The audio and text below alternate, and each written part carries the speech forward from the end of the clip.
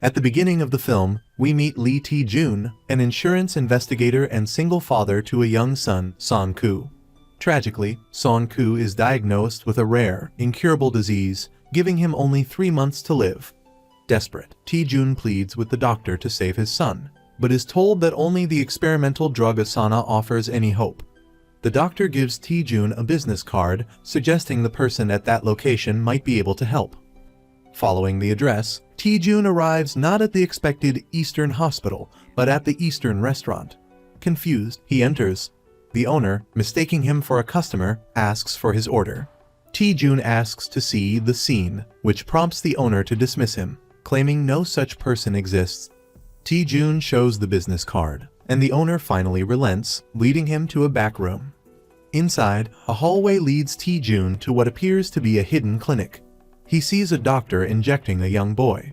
While the doctor is out of the room, Tae-jun glances at the boy's medical chart, discovering he suffers from the same illness as his son.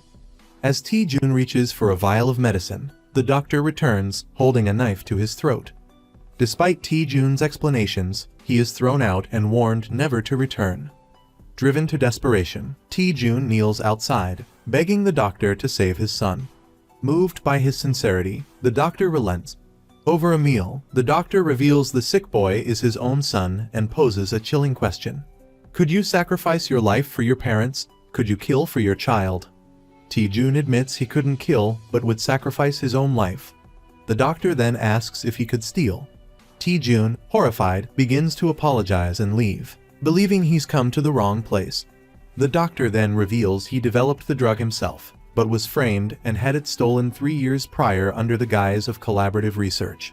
He gives Tae-jun a vial and asks him to retrieve the rest of the stolen Asana from the Future Bio Institute. For his son, Tae-jun agrees to the deal. He takes the vial to his son's doctor, and thankfully, the boy responds well. However, he needs more than just a single dose. The next day, Tae-jun resigns from his job to focus on saving his son. He seeks out a group of thieves for help.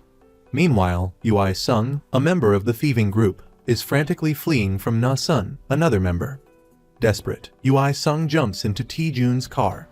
Tae-jun reveals his knowledge of their past heists, which Ui-sung vehemently denies. Na-beol, after a daring chase, catches up to Tae-jun's car. Unfazed, Ui-sung invites her to join them. At a nearby cafe, Tae-jun proposes the job, shocking Ui-sung that an investigator who specialized in their cases is now asking for their help. Tae-jun offers double their usual fee, sealing the deal. The trio begins planning the heist. Tae-jun's investigative experience proves invaluable in pinpointing the drug's location. He relays the information to Na-beol and Ui-sung. As the plan unfolds, Tae-jun acts as lookout. Ui-sung hacks the security system, and Na-beol infiltrates the building. Suddenly, alarms blare. Someone has tipped off Roy Ryu, the head of security, about the intrusion, and he mobilizes his forces. As alarms blared, Na-beol and Ui-sung acted quickly, securing the item Tae-jun needed. They reached the rooftop to escape, only to find their escape rope cut. At that moment, the doctor called Tae-jun, revealing the item was a decoy and accusing him of breaking their agreement. Distraught, Tae-jun prioritized rescuing the pair. He drove into the building, but was intercepted by Roy Ryu, leading to a thrilling car chase in the parking garage. Finally outmaneuvering Roy Ryu, Tae-jun raced to Na-beol and Ui-sung, but just as he reached them, the elevator they were in exploded. Tae-jun was arrested, and the fate of Na-beol and Ui-sung remained unknown. A stunned police officer looked at the handcuffed Tae-jun, pulling him aside to question him. Tae-jun then learned no bodies were found in the elevator wreckage, relieving him that Na-beol and Ui-sung were likely still alive. Still in handcuffs, Tae-jun went to a theater to find Soo Kyung, who, startled by his appearance, punched him. After recognizing him, she punched him again, suggesting a prior conflict. Tae-jun asked for her help. The following day, Soo Kyung followed Tae-jun's instructions to find a woman Na-beol. Soo Kyung explained Tae-jun sent her, and at that moment, Ui-sung overheard his name and joined them. The three went to meet Tae-jun. It turned out Na-beol and Ui-sung survived by climbing onto the elevator roof to avoid detection, a stroke of luck they attributed to divine intervention. The four concluded Tae-jun had been tricked. Na Baeol confirmed the Eastern Hospital had vanished without a trace. Furious, Tae-jun vowed revenge. The doctor was revealed to be So-ma, head of Song-ka Pharmaceuticals, but merely a pawn for a more mysterious figure. Tae-jun instructed Ui-sung to post a fake listing on the dark web, claiming to possess stolen data and offering it for sale. Ui-sung and Na Baeol infiltrated So-ma's company. Ui-sung created a distraction and disabled the lobby cameras while Na Baeol planted a listening device in So-ma's office. They reconvened at Soo Kyung's theater. Through the bug, they learned So-ma had acquired another pharmaceutical company to legally sell the stolen goods and launder the profits. As they strategized, Soo Kyung alerted Tae-jun to hospital security footage showing his son being rushed to the ER. Ignoring everyone's pleas, Tae-jun raced to the hospital. He slipped in, exchanging a silent look with his son, who signaled he wouldn't alert anyone. Suddenly, someone pulled Tae-jun aside. Roy Ryu, now demoted and financially ruined after the heist. Bitter and seeking revenge against Tae-jun, Roy Ryu was persuaded to join Tae-jun's cause, realizing they were both victims of the same deception. Tae-jun introduced Roy Ryu to the team. Their investigation revealed So-ma's recent contact with 3 pharmaceutical companies in Germany, China, and Japan. The next day, they parked outside So-ma's company. Leveraging her agility, Na Baeol infiltrated the server room and rerouted So-ma's phone lines to the team, intercepting all his communications. They waited for their trap to spring. As expected, So-ma called the Japanese pharmaceutical company, requesting a meeting with their executives about acquiring a new drug and awaiting their response. Na Baeol smoothly handled the call. After So-ma hung up, the Japanese company called back, and Na Baeol, posing as a So-ma employee, claimed they declined the meeting. Having thwarted the meeting, they moved to Phase 2. Soo Kyung, impersonating the Japanese company's Korean branch manager, entered So-ma's company proposing a collaboration. With a masterful performance, she secured a meeting the next day to test the new drug. The following day, the team set their trap outside the Japanese company's building. Ui-sung infiltrated the building, securing an empty room for Soo Kyung to meet So-ma, while the others prepped the room. Roy Ryu, disguised as a future Bio-Institute employee, arrived claiming So-ma's drug was counterfeit and infringed on their intellectual property, requiring testing. So-ma, tempted by the 20 billion won deal, agreed to the test. Na Baeol and Ui-sung had already hacked the testing equipment to produce a negative result, alarming So-ma, who insisted on conducting the test himself. Suddenly, Tae-jun appeared, heading towards the lab. His son's condition had worsened, and he desperately needed the drug. Soo Kyung slipped him a vial, urging him to save his son and leaving her to handle the situation. Soo Kyung successfully concluded the meeting, retrieving the stolen documents. The team escaped, leaving So-ma oblivious, still believing he was signing a deal with the Japanese company. Just then, the door opened, and So-ma was arrested. He realized too late that he had been duped. The data was gone, and prison awaited. Tae-jun raced to the hospital with the drug, but it was too late. His son had passed away. Tae-jun collapsed in grief. After the funeral, he went to prison, where he faced a hostile environment. The warden was bribed, So-ma was killed inside, and Tae-jun himself narrowly escaped death. After serving his time, he emerged a broken man. Before prison, Tae-jun had paid the team, and they disbanded. Ui-sung, following Young Min's advice, invested over 1 billion won in stocks, unaware Young Min was a notorious con artist with massive debts. Ui-sung excitedly shared his investment with Na Baeol and Soo Kyung. Soo Kyung, with her decade of experience in scams, warned him, 99.9% sure it was a fraud. A naive Ui-sung, convinced he would get rich, even invited Na Baeol and Soo Kyung to Young Min's investment seminar. A previous victim of Young Min's was also present and exposed him, only to be dragged out. Suspicious, the trio followed, observing Young Min meeting with the woman privately, forcing her to sign a document before walking away free. Ui-sung, realizing the scam, confronted Young Min, but was thrown out by security. Seeing this, Na Baeol attacked the guards, prompting Ui-sung to call the police as the situation escalated. Despite their good intentions, Na Baeol was arrested for causing a disturbance. Before leaving, Na Baeol didn't forget to hurl a few insults at Ui-sung. Taken to the police station, Na Baeol was told she'd be released once a guardian arrived to bail her out. When Ui Sung and Su Kyung arrived at the station to do just that, they learned Na Baeol had already been bailed out by her guardian, Roy Ryu. After Roy Ryu treated Na Baeol's injuries, she told him she wanted to recover the money for Ui Sung and the other victims and asked for his help. Seeing no reaction from Roy Ryu, Na Baeol awkwardly excused herself, acting as if she hadn't said anything. Meanwhile, Ui Sung expressed his desire to find Tae-jun and ask for his help in retrieving the money. Su Kyung took him to see Tae-jun, who was now in a sorry state, wandering the streets. Seeing him like this, Ui Sung brought him home. The next day, Ui Sung received a call from Na Baeol.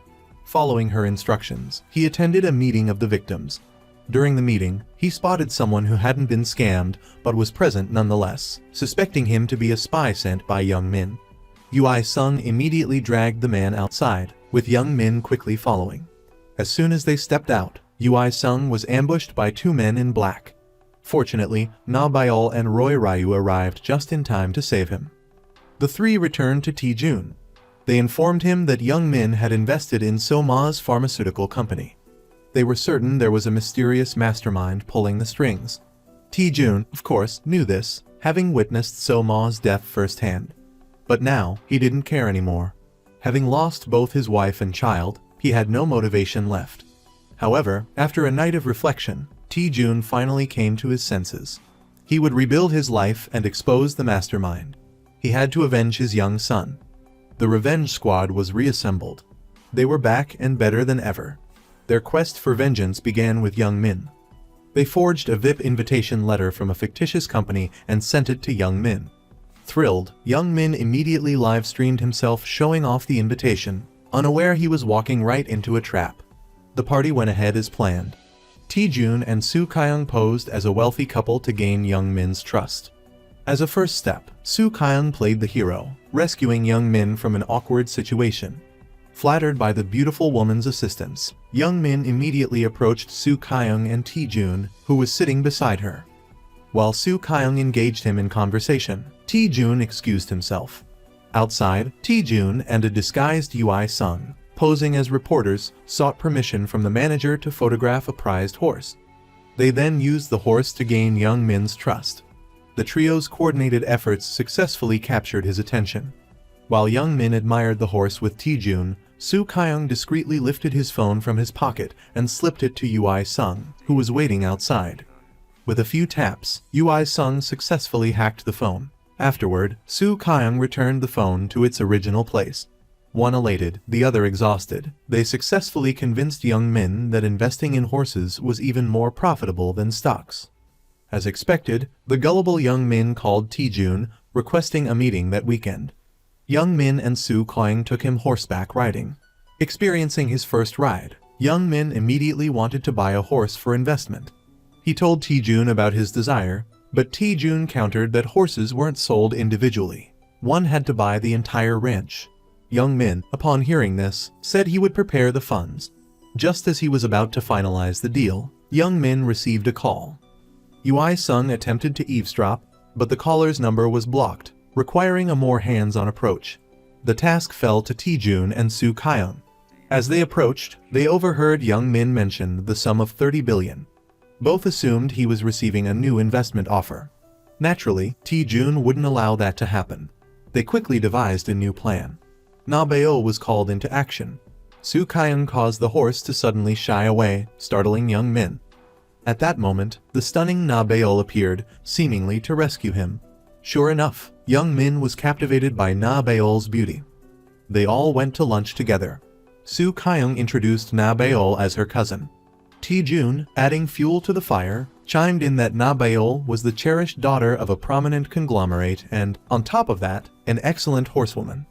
Young Min's eyes lit up brighter than car headlights. He immediately asked for Na Baeol's contact information and suggested she teach him how to ride. Returning home, Young Min fantasized about a house and children with Na Baeol. He promptly called her and asked her out. Watching her friend flirt on the phone, Su Kyung felt a pang of annoyance. Su Kyung and Tae-jun went to a sauna together. Na Baeol, sitting with Young Min, boasted that the incense they were inhaling was a luxury only the wealthy could afford. This piqued young Min's interest, and he declared his intention to purchase some. Na Beol steered the conversation back to horses, confessing her longing for a breeding horse, something money couldn't always buy. She claimed she wanted one to satisfy her passion, and that these breeding horses would generate a vast fortune for their owner. After their outing, young Min drove Na Beol home. He wanted to watch her enter her house before leaving, but Na Beol didn't know the entry code. Ui Sung attempted to hack the system, but its advanced nature required time, a luxury they didn't have. Su Kaiang instructed Na Beol to ring the doorbell and pretend to be a missionary. Na Beol reluctantly complied, and to everyone's relief, the door opened. The revenge squad breathed a collective sigh of relief. Seeing Na Beol enter the house, young Min continued to dream of a future with her, complete with a house and children. The next day, Su Kaiang called young Min, asking if he was still interested in buying a breeding horse, as she had found a great deal. He agreed to accompany her to see the horses. Roy Ryu appeared, now in the guise of the head of the Horse Racing Association. They showed young Min the horses, exaggerating their value. Young Min was dazzled. Roy Ryu quoted a price of 32 billion for the entire ranch. Young Min hesitated. At this point, T-Jun arrived and pulled Su Kaiang aside for a conversation, intentionally loud enough for young Min to overhear. They discussed the horses' exceptional qualities and T-Jun's own interest in purchasing them. Roy Ryu smoothly produced his business card, stating that the ranch would belong to T-Jun by the next morning at the latest. After some contemplation, young Min contacted Na Beol, inquiring about the ranch. Na Beol confirmed its renown, showing him a photoshopped picture of herself standing in front of the ranch gates. Young Min told Na Beol about his intention to buy the ranch.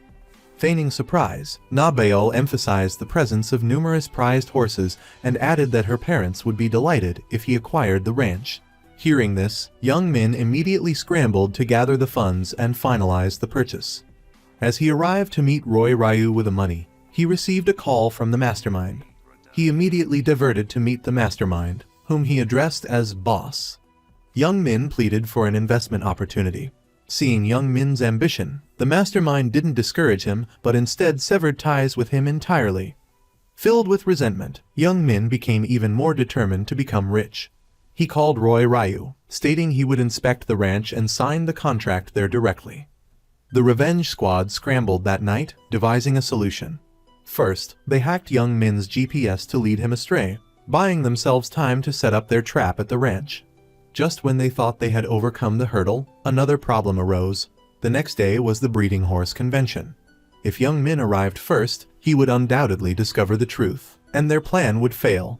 Luckily, fate intervened. They managed to arrive before young Min. Su Kaiang and Roy Ryu rented a room and prepared it to receive him. Afterward, they welcomed young Min inside. As they led him to see the horses, they nearly ran into the ranch's real owner. Fortunately, Ui Sung spotted him just in time. T-Jun pretended the man was Roy Ryu's father, who, unaware of his son selling the ranch, instructed them to leave and continue their discussion at the hotel. Young Min, insistent on seeing the horses, declared he would drive himself to see them. Su Kaiang and T-Jun were dumbfounded, unsure how to handle the stubborn man. Arriving at the ranch, young Min was met by Na Beol. She led him to see the horses. Just when everything seemed to be going smoothly, the ranch owner appeared and asked Na Beol who she was. Na Beol froze. Thankfully, a stable hand rushed over and claimed she was the daughter of a wealthy family. The ranch owner, beaming, then led his guest to another area. After viewing the horses, young Min returned with Na Beol to the prepared room. Roy Ryu presented him with the contract. Without suspicion, young Min signed it and handed over 32 billion in cash. Pitying the foolish young Min, the group allowed Na Beol to stay and entertain him a little longer. He continued to flirt with her. Unable to bear it any longer, Ui Sung jumped out of the car, posing as room service, interrupting their flirtation. While young Min went to see who it was, Na Beol quickly slipped him a sleeping pill. Unaware, young Min drank it all and promptly collapsed unconscious. When young Min awoke, he grabbed the contract to claim his horses, only to find they had vanished, along with the writing on the contract. He frantically called Roy Ryu, but was met only with a recorded message stating the number was out of service. At that moment, police sirens wailed. Young Min was arrested for fraud and embezzlement. The group returned the stolen money to the victims, keeping the surplus as their reward. The revenge squad had triumphed. But their work wasn't over. The mastermind remained at large. Sometime later, a group of riot police and protesters, unjustly fired from their jobs, clashed in front of Hoshin Corporation. Amidst the chaos, a group of masked individuals infiltrated the crowd and assaulted a police officer, who happened to be T-Jun's acquaintance. The officer contacted T-Jun, asking him to find the assailant. T-Jun agreed. After the Young Min incident, their impressive new high-tech equipment arrived, leaving the team in awe. They assigned themselves their new tasks. After careful analysis, they concluded that the officer's attacker wasn't one of the protesters but a trained professional. Disguised as an insurance agent, T-Jun infiltrated the protesters' gathering to gather information. They insisted that the individuals carrying iron bars weren't part of their group and provided T-Jun with a video. Together, they identified a suspect, a member of Castle Security, a subsidiary of Synap, specializing in tactical operations and weaponry, and highly skilled in martial arts. Roy Ryu concurred with their assessment, stating that Ui Sung's suspicions were likely correct, as the attacker had acted with ruthless efficiency, every move precise and without wasted motion. The next day, Su Kaiyang, posing as a representative of BS Security, visited Hoshin Corporation, proposing to replace Castle as their security provider. The Hoshin representative, hearing a price half of Castle's, hesitated, then let slip that he lacked the authority to make the decision. When Su Kaiyang inquired who did, he quickly ushered her out. Leaving Hoshin, the group moved to Castle Security. Roy Ryu, disguised as a job applicant, boldly declared during his interview that if anyone in the company could defeat him, he would work for them for a year without pay. Intrigued, the interviewer summoned employees to fight Roy Ryu. This allowed Roy Ryu to determine if the officer's attacker was among them. With his special forces background, Roy Ryu easily triumphed, single-handedly defeating all the security guards. This alerted Representative Jose, who rushed to see who Roy Ryu was. Seizing the opportunity, Na Baol infiltrated Jose's office, installing hacking software on his computer. As this took 5 minutes, Ui Sung suggested Na Baol borrow from the safe while she waited. Na Baol thought it was a good idea, but his safe required a voice activation to open. However, this didn't deter Master Thief Na Baol. She pulled out her tools, ready to tackle the safe, but just then, a secretary arrived with documents, forcing Na Baol to quickly hide. Since the computer hack was complete, Na Baol had to bid farewell to the safe for now.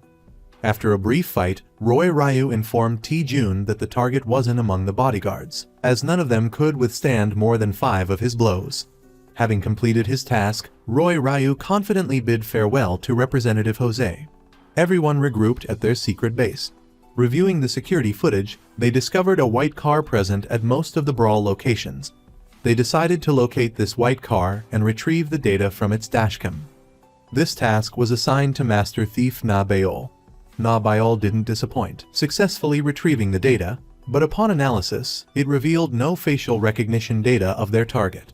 Roy Ryu suggested the target might be ex-Russian mercenary, living under a dead man's identity, also known as a ghost. Roy Ryu recognized the man, having crossed paths during a civil conflict in the UK.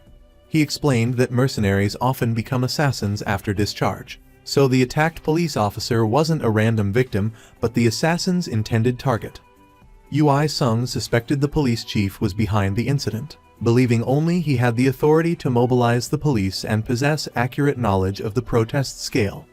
T-Jun and Roy Ryu visited the police chief to inquire. The chief insisted the chief wasn't involved, claiming he treated the injured officer like a son. Furthermore, he had formed a special unit dedicated to catching the officer's attacker. The chief drove them to the hospital where the officer was being treated to question his wife.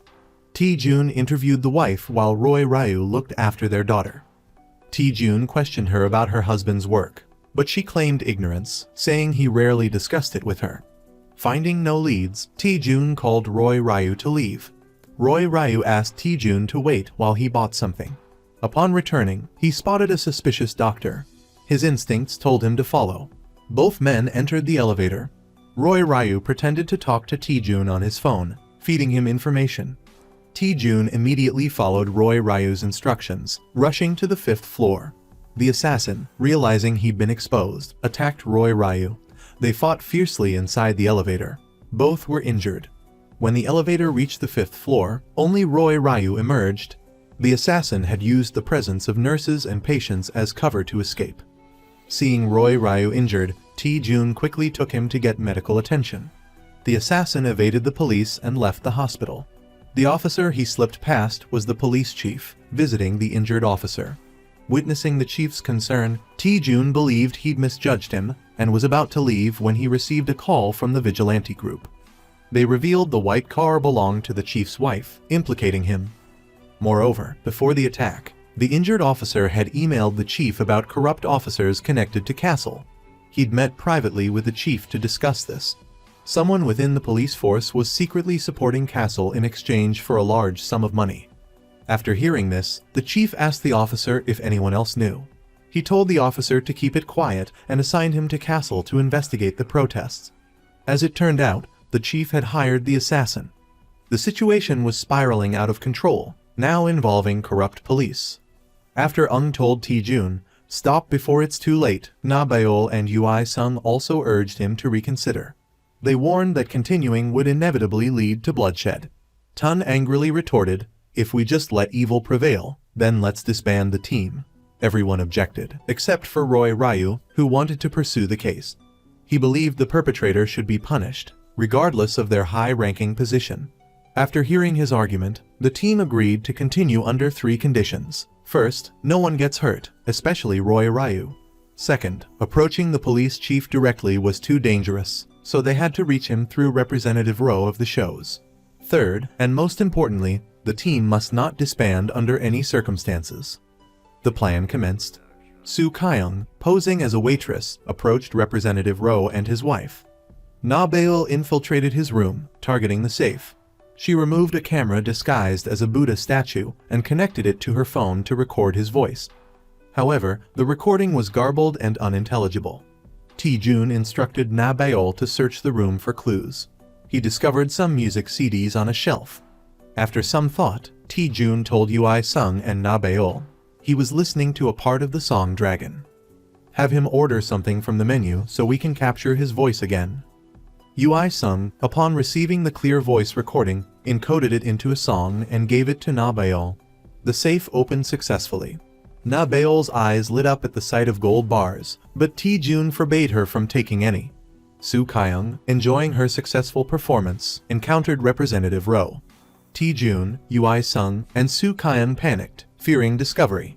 However, it turned out he only wanted the beautiful waitress Soo Kyung's phone number. Soo Kyung gave him the number Ui-sung had provided. Thus, his phone was compromised effortlessly. With the first step successful, they reconvened at their base. The retrieved data revealed numerous new projects in the ledgers, yet the financial reports showed increasing annual deficits. Furthermore, the land lease agreements were above market value. The landowner was investing in a shady, unknown company. Adding up the discrepancies, the total amounted to 8 billion won, all of which lined the police chief's pockets. Their goal was to recover the 8 billion from the chief and give him a complimentary pair of steel bracelets. Tae-jun provided them with the chief's schedule for the next day, instructing them to assess the situation. The following day, Na Baeol and Soo Kyung arrived at the event location. Soo Kyung, posing as a donor, approached and greeted the chief. Na Baeol took photos of Soo Kyung and the chief. Soo Kyung gave him her BS company business card and revealed, BS is planning to acquire Castle. The chief's face paled, and he excused himself. With that side handled, it was Tae-jun's turn. He went to the ledgers and met with Representative Rowe, expressing his interest in buying Castle. Representative Rowe laughed, claiming even with money, his company couldn't acquire it. Tae-jun then mentioned the injured officer whom the chief treated like a son. Representative Rowe laughed louder, dismissing Tae-jun's information as shallow, boasting of his close ties with the police.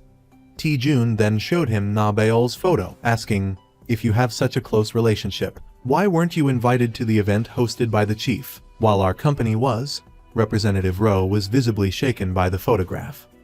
Meanwhile, the chief, after receiving the information, immediately tried calling Representative Rowe, but couldn't reach him because Ui-sung now controlled his phone. Ui-sung, impersonating Representative Rowe, texted the chief, "I'm in a meeting. Please contact me later." Frantic, the chief rushed to find Representative Rowe. As soon as the door closed, the chief slapped and kicked Representative Rowe, demanding he open the safe. Limping, Representative Rowe approached the safe and performed some action with the song to open it. Inside, the chief found a contract transferring the ledgers to PS. Representative Rowe immediately knelt, claiming ignorance of how it got there. He genuinely didn't know. It was a parting gift from Na Baol. After the vigilante team saw the police chief discover their gift in the safe, they initiated the next phase of their plan. They leaked a video of the altercation online, framing the show's staff for the incident. The news quickly reached the chief, who decided to sacrifice Representative Rowe. He called Rowe, informing him of his impending arrest and a 2-year prison sentence. He promised to take care of Rowe's family while he served time as a scapegoat. After Castle's downfall, the chief quickly contacted PS to take its place. The next day, Tae-jun and Soo Kyung met with the chief. He asked Soo Kyung to leave so he could speak privately with Tae-jun. As soon as she left, he activated a signal jammer, cutting off Tae-jun's communications. For added security, he demanded Tae-jun hand over his phone and powered it off. He asked Tae-jun what he knew about him and Castle. Tae-jun revealed his knowledge of the chief being the mastermind behind Castle, with Representative Rowe as merely a puppet. Tae-jun then proposed taking over Castle in exchange for giving the chief a 30% stake, promising to recoup the investment within 3 years. A lucrative offer. The chief agreed to let Tae-jun acquire Castle, but at a steep price. Tae-jun agreed to prepare the funds, but requested the chief contribute to Castle's depleted reserve capital to finalize the acquisition, assuring him he could reclaim the money anytime afterward. Seeing the money ultimately returning to his pockets, the chief agreed. The following day, they met at the designated location, signed the contract, and the 8 billion won landed in the vigilante team's hands. Just as Tae-jun was about to leave, the chief pulled out a gun, demanding Tae-jun demonstrate his loyalty by killing Representative Rowe.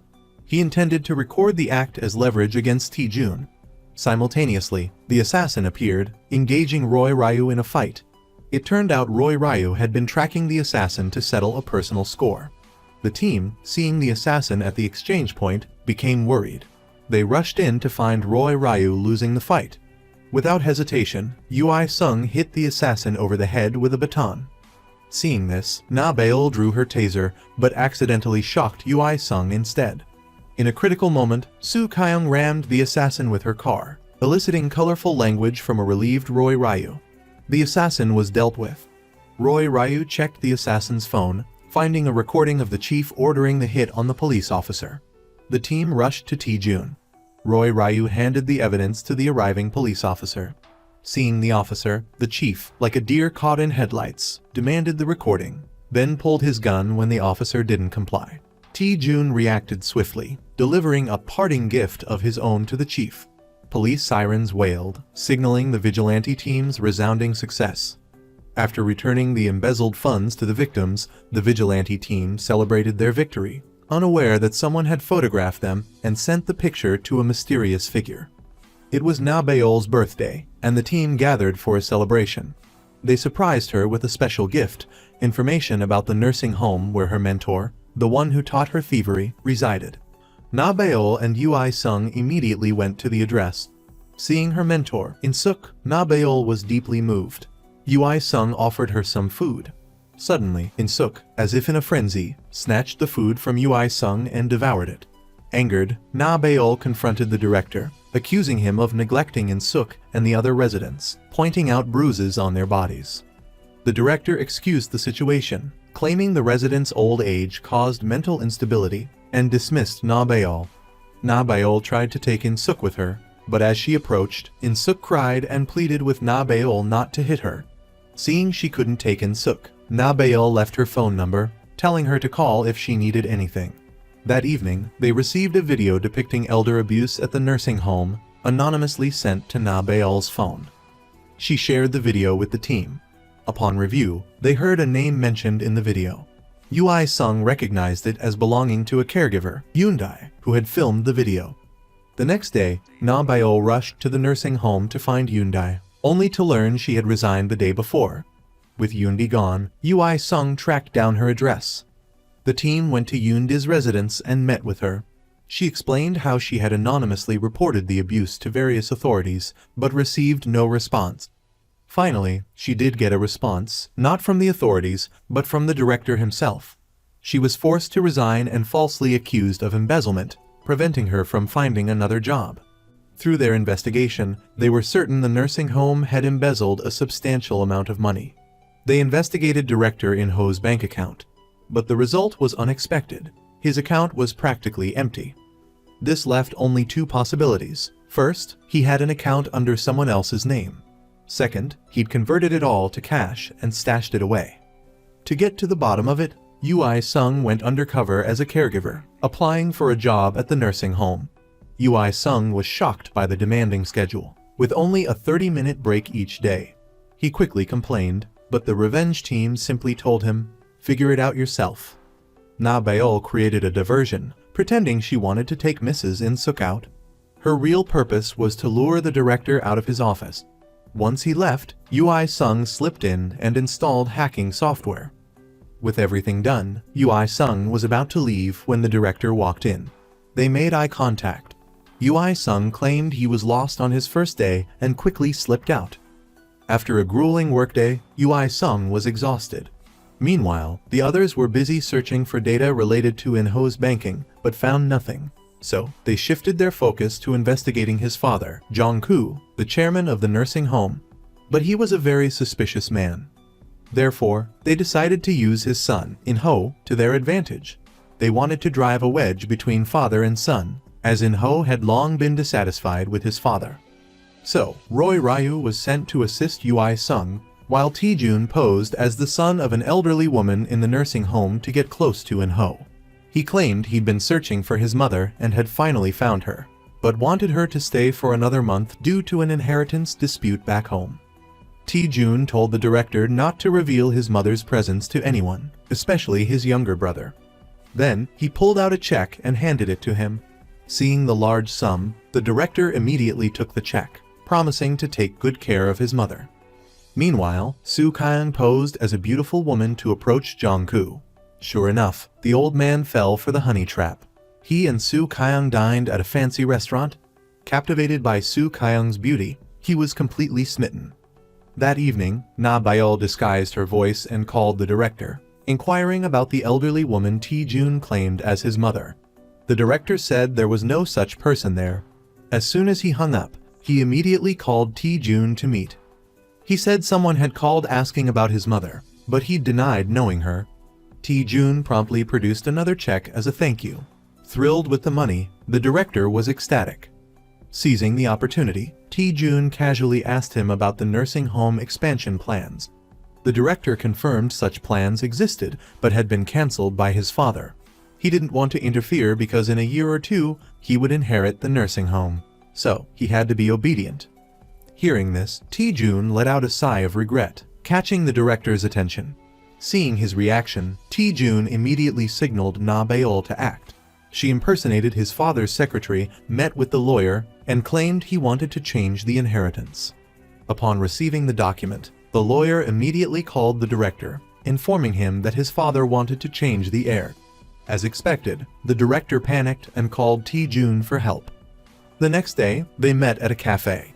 Tae-jun suggested that there was only one reason for his father's sudden change of heart regarding the inheritance: a woman. At that very moment, Soo Kyung, in perfect coordination, walked past the director with Chairman Jong-koo, confirming Tae-jun's words in his mind. The director anxiously chased after his father. Just then, Tae-jun dropped a photo of his father with Soo Kyung, showing it to the director. Seeing the photo, he was convinced his father's change of heart was due to a woman. Chairman Jong-koo, completely infatuated with Soo Kyung, took her back to his house. Soo Kyung intended to drug him with sleeping pills, but Na Baeol accidentally gave her the wrong bottle, one containing stimulants. Luckily, Tae-jun and Na Baeol realized the mistake just in time and raced to the rescue. Just as Soo Kyung was about to be in serious trouble, Tae-jun knocked the chairman unconscious and, with Na Baeol's help, took him to a fake hospital. When he woke up in a hospital bed, he was utterly bewildered. Soo Kyung, playing her part, urged him to get a full medical checkup, including a brain scan, to figure out why he'd suddenly collapsed. Tae-jun informed the director that he was bringing him to the hospital to hear his father's diagnosis. In reality, Tae-jun had already brainwashed him, suggesting that if he wanted to inherit sooner, his father needed to be ill. Tae-jun assured him he would take care of everything. The director rushed to the hospital. Upon receiving the results, he was overjoyed, unaware that they were photoshopped by Ui-sung. Armed with the fake results, he met with the mayor, claiming his father was ill and unable to manage the nursing home. He explained he would inherit it soon and wanted to proceed with the expansion plans. Soo Kyung continued to see the chairman. This time, she claimed she'd been scammed out of 4 billion won and was being pursued by creditors, so she had to leave him and go into hiding. He went to the nursing home to assess the situation and figure out how to get money for Soo Kyung when he received news that his son had colluded with the mayor to expand the nursing home. Furious, he fired his son as director. The director was determined to fight his father to the bitter end. He kidnapped his father, forcing the nursing home to temporarily close. The elderly residents were sent back to their families. However, because Mrs. In-suk's records listed no relatives, Na-beol couldn't take her. The team discovered the chairman was being held captive by his son in the nursing home's basement. Roy Ryu approached, knocked on the door, and said, "If you cough up the money, I'll help you get out of here." He quickly affirmed he had plenty of money and told Roy Ryu to name his price. Roy Ryu asked for 3 billion won, but the chairman hesitated, claiming he didn't have that much. Roy Ryu retorted, "You've lost your turn," and walked away. Panicked, the chairman hurriedly called Roy Ryu back, agreeing to pay, but explaining that only he could open his safe at the nursing home. Roy Ryu blindfolded him and led him to the room containing the safe. He demanded to be untied to open the safe. As soon as Roy Ryu untied him, he shoved him aside and ran. He didn't realize the team's goal was simply to locate the safe and let him lead them to it. As soon as he ran off, Na-beol rushed in, pulling out a set of tools to tackle the safe. After completing their mission, the team returned to their base and learned the director planned to burn down the nursing home the next day. He had previously purchased fire insurance for the nursing home and life insurance for the unclaimed elderly residents. He intended to burn it down, collect the massive payout, and build his own new nursing home. As the team scrambled for a solution, Soo Kyung's phone rang. It was the chairman. They suddenly remembered his son didn't know he'd been released. So, the revenge team split into two groups. Soo Kyung would deal with the chairman, while the others would go to the nursing home to rescue everyone. The plan commenced. As the director went down to the basement to release his father, Tae-jun and Roy Ryu locked him in. Ui-sung was in charge of preventing the gas leak to avert the fire, while also preparing a surprise for the director trapped in the basement. Na-beol went to rescue the residents. The caregiver also helped Na-beol evacuate everyone. Thanks to their experience, they all escaped with lightning speed. After everything was set, Soo Kyung took the chairman back to the nursing home to retrieve the money. They would then run away together. He gleefully opened the safe, only to find it empty. At that moment, Tae-jun appeared, claiming his son had reported him for embezzlement and that he was an undercover police officer investigating the case. Seeing the chairman's uncooperative stance, Tae-jun quickly knocked him unconscious. Meanwhile, the director, trapped in the basement, suddenly heard a boom. Smoke filled the air. Within minutes, he passed out. Ui-sung and Tae-jun quickly went down to the basement, joining Roy Ryu to deal with the father and son. They dragged the director out and transformed the room into a mock police interrogation room. When the director regained consciousness, he was bewildered to find himself in an interrogation room. Before him stood Roy Ryu and Ui-sung, their expressions menacing. They intimidated him, but he remained tight-lipped. Finally, Roy Ryu showed him a video of his father in a similar situation in the next room. Seeing the video, the director panicked. He confessed, blaming everything on his father. Meanwhile, his father, listening from the adjacent room, couldn't contain himself. Father and son ended up spilling each other's secrets and incriminating themselves. Ui-sung immediately hacked into the police system with his phone, allowing the police to directly listen to the father and son's confessions. Police sirens wailed. The revenge team had triumphed. Back at their base, the team received a new assignment. This time, it involved a children's cancer hospital. A hospital employee had reported the hospital for using experimental drugs on children with cancer, resulting in a child's death. The hospital denied responsibility. The hospital claimed the child died from the disease, and the guardian had signed a waiver preventing an autopsy to determine the cause of death. The case garnered the attention of a national jury. Their task was to infiltrate the jury and influence their verdict. Coincidentally, the designated juror, Cho Hai-sun, had withdrawn due to pregnancy, making infiltration easier than ever. Soo Kyung was chosen to impersonate Cho Hai-sun. The next day, with a glamorous makeover, she attended jury selection. Despite her somewhat over-the-top acting, she successfully joined the jury along with 5 others. Through their investigation, the team discovered juror number 5 had falsified their background information. Suspecting bribery, they warned Soo Kyung to keep an eye on this person. The first trial began. The team watched the proceedings intently. Tae-jun recognized the deputy director of the hospital, the same man who had given him the business card for the Phantom Hospital.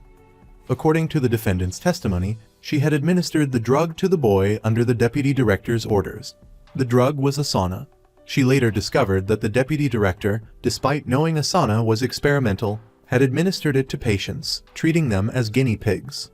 Soo Kyung noticed the prosecutor was wearing an earpiece identical to theirs. He was receiving instructions from someone. This mysterious person wanted Soo Kyung to read the test results in the prosecutor's possession. Being pregnant, it was hoped that reading the results would evoke her maternal instincts and sway her judgment in favor of the hospital and the mysterious figure. Through Soo Kyung's camera feed, Ui Sung realized the prosecutor's glasses were not ordinary. They were a camera. Someone was manipulating the trial through the prosecutor. Even more surprising, the person manipulating the prosecutor was a familiar face to Tae-jun. He was the man who had helped Tae-jun immensely during his son's illness and had also picked Tae-jun up from prison. The Avengers team couldn't stand idly by after discovering the prosecutor had been manipulated. Na Baeol and Roy Ryu went to the hospital to investigate. Roy Ryu, disguised as a new orderly, charmed the pretty nurses. Smitten, they flocked to him. He seized the opportunity to inquire about the doctor who had blown the whistle on the hospital. Upon hearing the name, the nurses abruptly excused themselves. Seeing that Roy Ryu was getting nowhere, Tae-jun signaled for Na Baeol to step in. She infiltrated the deputy director's office and synced his computer with the team's base. While waiting, she stumbled upon a cleverly disguised safe. Curiosity piqued, she swiftly cracked it. Inside, she found documents proving the deputy director's bribery and his involvement in Asana transactions. However, the illegally obtained evidence was unusable in court. Meanwhile, the trial was progressing unfavorably for the defendant. The manipulated prosecutor presented evidence favoring the hospital. The deputy director, in collusion, shifted all blame onto the whistleblowing doctor. Simultaneously, Ui Sung tracked the signal from the earpiece, leading him to a dark, desolate location.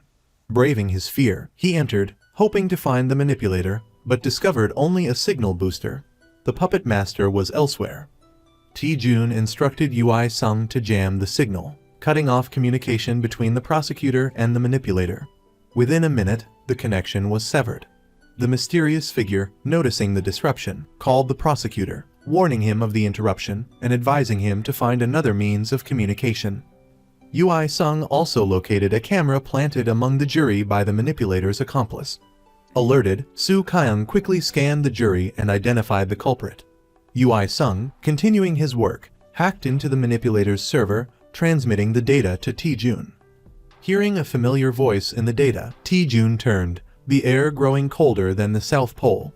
He was shocked to discover the manipulator was someone he knew, leaving him in turmoil. Seeing Tae-jun's distress, Soo Kyung took matters into her own hands. With stealth, she lifted a necklace from a female juror and planted it on the bribed juror, leading to his immediate arrest. Roy Ryu and Na Baeol continued their investigation at the hospital. Ui Sung discovered that the roommate of the young patient had taken a photo on the day of the injection. Roy Ryu, informed of this, approached the mother to request the photo, but Na Baeol inadvertently interfered at the crucial moment. Fortunately, Roy Ryu managed to get the mother's contact information. The photo revealed the boy receiving an injection from a hospital staff member, an injection not recorded in the hospital logs. The photo was swiftly sent to the doctor's lawyer, who presented it in court, where it was admitted as evidence. Upon seeing the photo, the prosecutor, unable to contain himself, texted the manipulator. Su Kang spotted the manipulator present in the courtroom.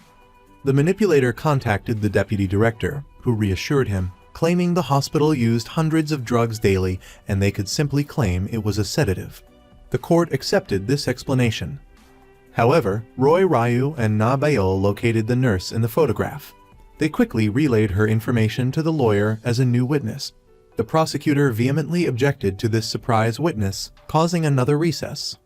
The manipulator ordered his people to prevent the nurse from testifying. But the Avengers team wouldn't be so easily defeated.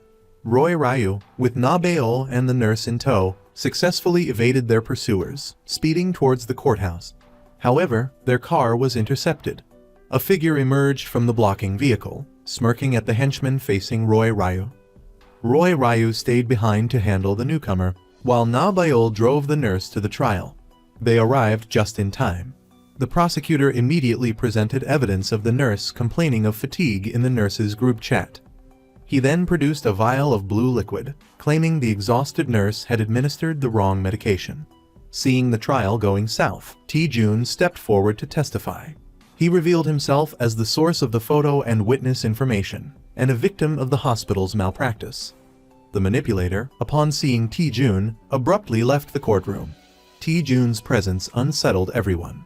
Despite his departure, the manipulator continued to control the prosecutor remotely, instructing him, "Look Tae-jun in the eye and repeat after me." He fed the prosecutor lines, claiming Tae-jun held a grudge against the presiding doctor, the deputy director, due to his son's case. The deputy director, present in the courtroom, denied Tae-jun's accusations. Tae-jun then produced a vial of asana, stunning the prosecutor, who nervously glanced around, seeking guidance from the manipulator, a move noticed by others. Tae-jun requested fingerprint analysis of the vial, claiming the prints belonged to the deputy director. The results would corroborate his testimony. The manipulator ordered the prosecutor to block the court from taking the vial as evidence. As the prosecutor moved to comply, Tae-jun revealed he already had the results. This forced the prosecutor's hand accept Tae-jun's evidence or challenge its authenticity, requiring further testing. Thanks to Tae-jun's efforts, the doctor was exonerated. After the trial, Tae-jun confronted the manipulator but stopped short of exposing him, intending to make him reveal himself. Back at their base, Ui-sung began tracking the manipulator while Tae-jun kept him under surveillance. Tae-jun witnessed the manipulator discard the deputy director like a used pawn. He contacted the disgraced doctor, offering a tempting proposition. "Help me catch him, and I'll help clear your name." Desperate, the deputy director agreed, revealing the involvement of presidential candidate Kim Nam-dong. He claimed to possess evidence and arranged a meeting with Tae-jun the following night at 9. At the appointed time and place, as the deputy director exited his car to hand over the evidence, another vehicle suddenly rammed him. A figure emerged, disposed of the body, and drove away.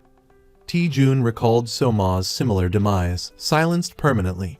Returning to the base, he declared the manipulator far more dangerous than they had anticipated. He proposed disbanding the team temporarily to avoid suspicion, lest they meet the same fate as So-ma and the deputy director. The team reluctantly agreed, returning to their normal lives. Tae-jun resumed his insurance investigator role, donning his sharp suit. His boss promptly called the manipulator. The manipulator ordered close surveillance of Tae-jun, demanding immediate notification of any unusual activity. He also deployed constant surveillance, reporting every move Tae-jun made. Feigning ignorance, Tae-jun approached his boss, expressing interest in the Misa Construction gold heist case, suspecting insurance fraud. After work, Tae-jun entered a flower shop and sent a bouquet to Su Kyung, a coded message she quickly deciphered. Soon, the rest of the Avengers team received the same cryptic communication. At 9 p.m., the team assembled at a karaoke bar, ostensibly for a workout set to music. Once their tail left, the music stopped, and the real operation began. Tae-jun briefed the team. He wanted to investigate Misa Construction, believing the manipulator and the presidential candidate were behind it. The company was defrauding insurance companies, funneling the money into a slush fund for the candidate's campaign. It also served as a money laundering front for other illegal activities. Their first target was Misa Construction CEO, Choi Si-rai. She turned out to be a notorious con artist. A con artist of con artists, much like Soo Kyung. Meeting a worthy opponent, Soo Kyung's competitive spirit ignited. Given Choi Si-rai's reputation, they needed to lure her into revealing the hidden funds, allowing them to ensnare both her and the presidential candidate, Kim Nam-dong. Their investigation revealed she had a scheduled transaction with a local gang the next day. Na Baeol, posing as a police officer, raided the meeting place, allowing the gang to catch her. Soo Kyung and Roy Ryu, also disguised as officers, arrived as backup. The sound of sirens sent the gangsters scattering. Phase 1 complete. No gang would dare deal with Choi Si-rai again. Tae-jun, spotting Ui Sung, led him to the company's server room. After some deft hacking, Ui Sung gained access. Just then, Tae-jun received a call from the police. He met with the gold transport driver. Bomb-like devices had been found in the driver's home, making him the prime suspect in the heist. Tae-jun sent the officer's photo to the team. Roy Ryu immediately recognized him as the man seen meeting with Choi Si-rai earlier. It appeared she had bribed him to be a scapegoat. Tae-jun met privately with the driver, urging him to recount the events. He explained that Choi Si-rai had assigned him the delivery. En route, an explosion rocked the back of the truck, followed by the appearance of a group dressed in black.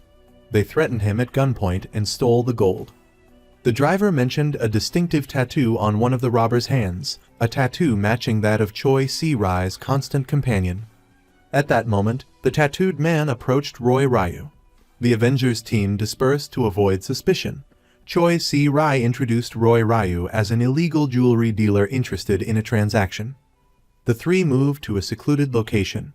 Soo Kyung and Na Baeol were already lying in wait. Soo Kyung expressed interest in the deal, provided the gold was legitimate. However, Choi Si-rai, experienced in the art of deception, grew suspicious of the seemingly effortless transaction. Sensing a trap, she moved to end the meeting. Tae-jun signaled Ui Sung, who, posing as the head of sales at the Korean Gold Exchange and a specialist in legitimizing illicit gold, entered the scene. Soo Kyung's team played their roles perfectly. After a moment of hesitation, Choi Si-rai produced an employee ID card. Upon seeing the information, she and her accomplice left. To expedite matters, Choi Si-rai contacted Soo Kyung to finalize the deal. This required Tae-jun's intervention. He and his colleague visited Choi Si-rai. She urged them to close the case quickly. However, Tae-jun explained that since the suspect was a first-time offender, they would cooperate to recover the gold before processing the insurance claim. Choi Si-rai's face fell. The gold was in her possession. If it wasn't found, the insurance payout would be significantly delayed. Tae-jun used work as an excuse to inspect the company's vault. As expected, Choi Si-rai contacted Roy Ryu and arranged a meeting. That evening, Choi Si-rai and the tattooed man went to Soo Kyung's place. She brought a gold bar for Ui Sung to test, telling Na Baeol to get them some water. Na Baeol went inside, took one of her own gold bars, and slipped it into her sleeve. She then put her gold bar into the machine and asked if her gold had been transformed into Na Baeol's. After some manipulation, her illegal gold bar was transformed into a legitimate one. Choi Si-rai would receive 10 billion won in insurance money, but it wouldn't go into her pockets. It would go directly to the revenge squad. Ui Sung successfully left, but was intercepted by the tattooed man. He was kidnapped and taken to another location. In this emergency, Tae-jun mobilized everyone to find a solution. The tattooed man, intending to steal the gold from Choi Si-rai, captured Ui Sung, wanting him to transform the gold into his own, just as he had done earlier. He planned to rob Cheon's vault by planting a bomb. Ui Sung explained that this wouldn't work due to the vault's advanced sensors. Seeing his plan fail, the tattooed man immediately pulled out his gun, ready to eliminate Ui Sung. He then ordered Ui Sung to tell him he would help rob the vault. Tae-jun went to Choi Si-rai, saying he needed to inspect the vault that day because he had to submit a monthly report the following day. Choi Si-rai agreed on the condition that he wouldn't touch anything. Tae-jun accepted and went down to the vault with her. Na-beol sketched the vault layout from the security footage, while Ui-sung, based on Chaeyoung's description, described the vault to the tattooed man. After observing everything, the revenge squad realized they couldn't help directly, so Tae-jun sent Na-beol and Roy Ryu to assist. Early the next morning, Na-beol and Roy Ryu arrived at the vault before Ui-sung. Soo Kang would distract Choi Si-rai. A guard was subdued, and Roy Ryu impersonated him to help Na-beol infiltrate the vault. After Na-beol studied the vault's mechanism to help Ui-sung open it, Ui-sung and his group arrived. Ui-sung and Joyu staged a fight to buy time for Na-beol. Na-beol successfully opened the vault. Simultaneously, Roy Ryu collapsed, pretending to be defeated by Ui-sung. Ui-sung and the tattooed men entered the vault. Ui-sung pulled out a listening device, pretending to fiddle with it to give Na-beol time to disable the sensors inside. With the sensors disabled, Ui-sung entered the code. Once finished, he quickly ran away. At this point, Choi Si-rai witnessed the tattooed men stealing the gold. She rushed down to the vault. Seeing this, Ui-sung jumped into a car and sped off with the gold in the trunk, leaving the dumbfounded tattooed men behind. They quickly gave chase, but when they intercepted the car, it was Tae-jun, not Ui-sung, behind the wheel. They had successfully used a cicada shell shedding tactic to fool Choi Si-rai. The tattooed men were arrested for theft. Roy Ryu had edited the security footage of the robbery and sent it directly to the police. Choi Si-rai believed the tattooed men had stolen the gold. She had received the insurance payout, but now that the gold was gone, the money was essentially worthless. Tae-jun went to her company, obtained her signature on a document, and gifted her a pen as a souvenir. Unbeknownst to her, the pen contained a tracking device. The revenge squad tracked Choi Si-rai's location. As expected, she went to meet the mysterious figure. Roy Ryu discreetly took some photos and sent them to Tae-jun. According to the plan, Tae-jun would release the video. However, he suddenly received a call from the mysterious figure, who claimed to have captured the revenge squad. It turned out that Choi Si-rai had told him about the gold theft. The mysterious figure had deduced that Tae-jun's group was responsible. He lured the revenge squad to an abandoned factory and trapped them there. For the sake of their lives, Tae-jun had to leave. Tae-jun went to meet the mysterious figure to negotiate. He would hand over the evidence in exchange for the release of his team. Tae-jun was handcuffed and taken to the abandoned factory. As agreed, he handed over the evidence to the mysterious figure, who in turn gave him the key. Tae-jun stepped inside, and just as the figure was about to detonate the bomb, police sirens wailed. The figure had to stop and flee. The revenge squad was rescued. At this point, the police officer realized he had been tricked. The reason the officer knew where to go was because a few days prior, Tae-jun had asked him for a favor. If Tae-jun sent an SOS signal, the officer was to immediately go to the location indicated on the GPS tracker. The revenge squad returned to their base. They couldn't let this injustice go. They realized that everything the mysterious figure controlled was related to the medical field. Therefore, following that lead would surely uncover clues. After a sleepless night, hacker Ui-sung finally unearthed some information. He discovered the Asana Research Company. One day, a man and a woman had died mysteriously. Autopsies were still underway. Ui-sung investigated their call logs and found that before their deaths, they had both called Seo Dong-hyun, a research team leader at Marabio. Roy Ryu and Na-beol went to Seo Dong-hyun's house to investigate, but found the door locked and no one home. Tae-jun told Na-beol to pick the lock. They entered and found Seo Dong-hyun dead in a chair. Roy Ryu, after observing the scene, concluded that a professional assassin had killed him and staged it as a suicide. Na-beol searched the house but couldn't find any of Dong-hyun's personal belongings, so she and Roy quickly left the scene. As they were leaving, uninvited guests suddenly appeared. They quickly dealt with them and escaped. To gather more information, they brought the police officer to their base for help. He smuggled a police computer out for them. From there, they could access the police database to review records of recent accidents under investigation. There were 5 cases in total. All the deceased had connections to the medical field. Moreover, a year prior, all five had attended a conference on infectious diseases sponsored by Marabio. They needed to investigate Dong Hyan's dashcam footage, which required the police officer's help. Initially, he refused, but he couldn't withstand their persistent pleas and resigned himself to helping. Nervous about committing his first illegal act, the officer managed to retrieve the footage. However, a figure in black clothing witnessed his actions. Back at their base, they discovered that Dong Hyan frequently visited an unmarked building. The officer also found the building's owner, Jiang Maidong. Her husband was the director of Marabio. The group went to the building. It turned out to be a laboratory. After reading the documents, they discovered that the lab was researching a highly dangerous infectious virus that could be used as a bioweapon. The deaths of the researchers indicated that the experiment had been successful. They also discovered a new name on the list of researchers. They would investigate this person. But first, they had to deal with the newly arrived henchman. They got in their car and headed towards the new researcher, a young woman. She suddenly started moving very quickly, as if something was chasing her. As expected, the figures in black had found her. They pulled out syringes, intending to eliminate her. Fortunately, Roy and Na Beol arrived in time to save her. They brought her back to their base for safety. The next day, the news broke. The director of Marabio claimed that the virus they were researching had been stolen, and the thief was the woman they had rescued. The news quickly caused public uproar. The revenge squad, realizing they had been used, was furious.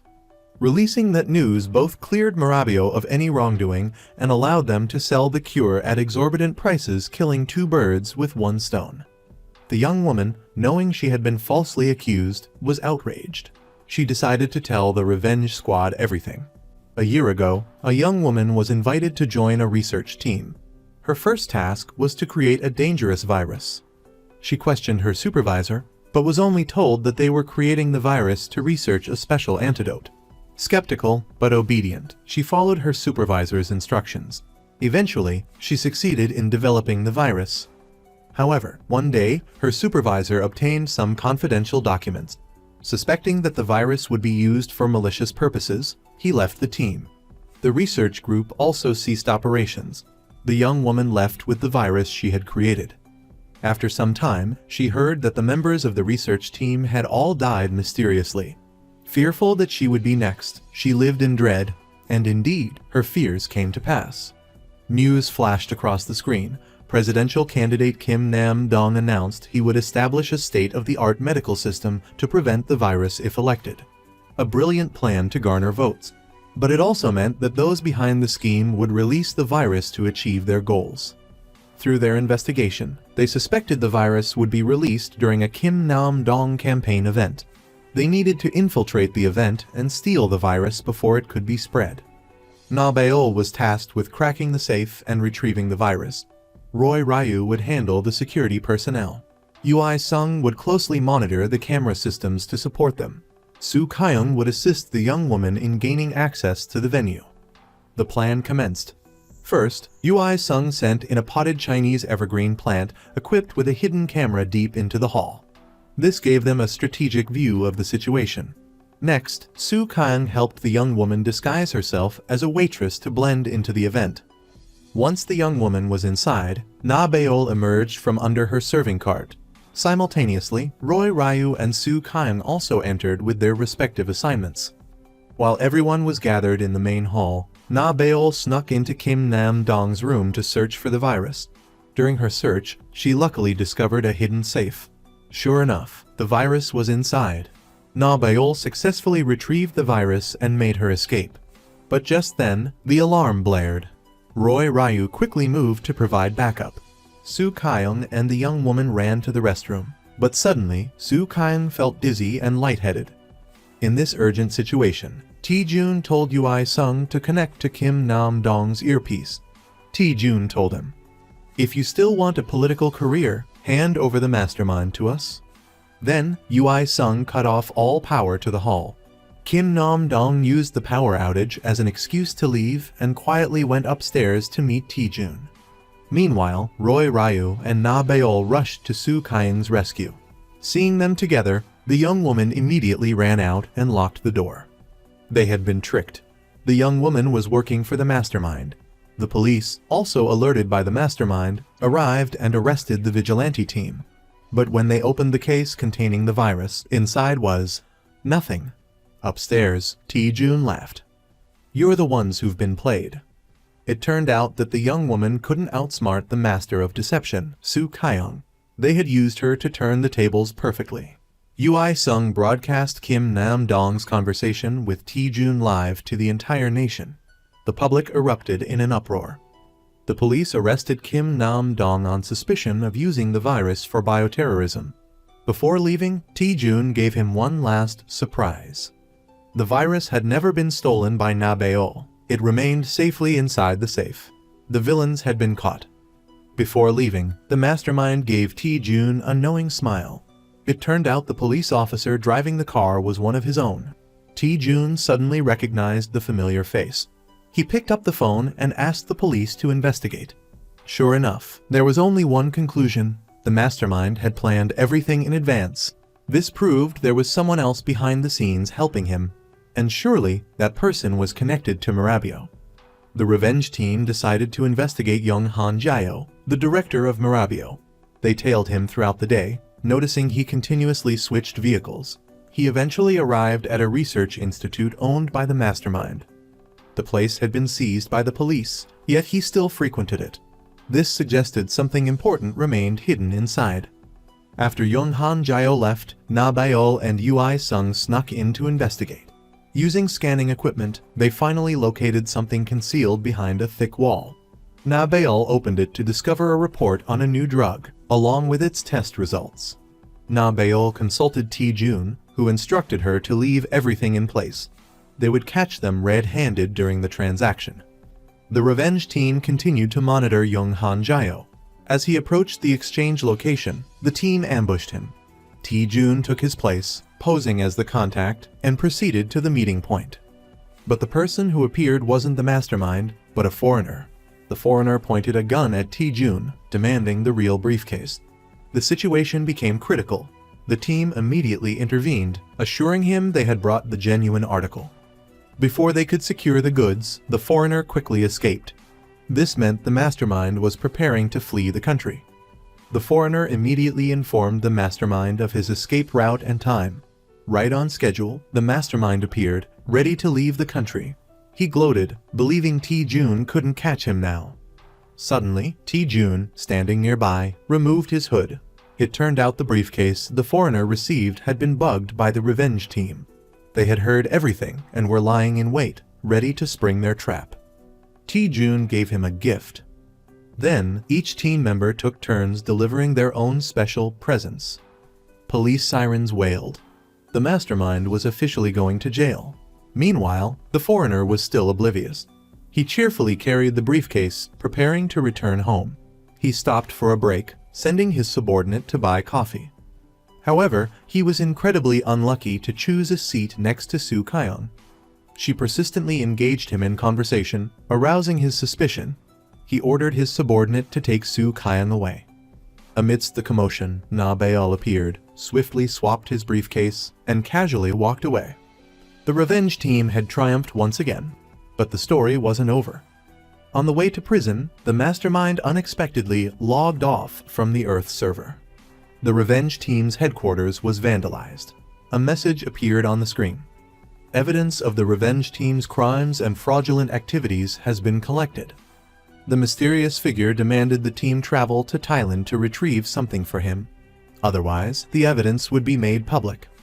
Left with no choice, the revenge team embarked on another mission. Their new objective: to take down a new, mysterious power.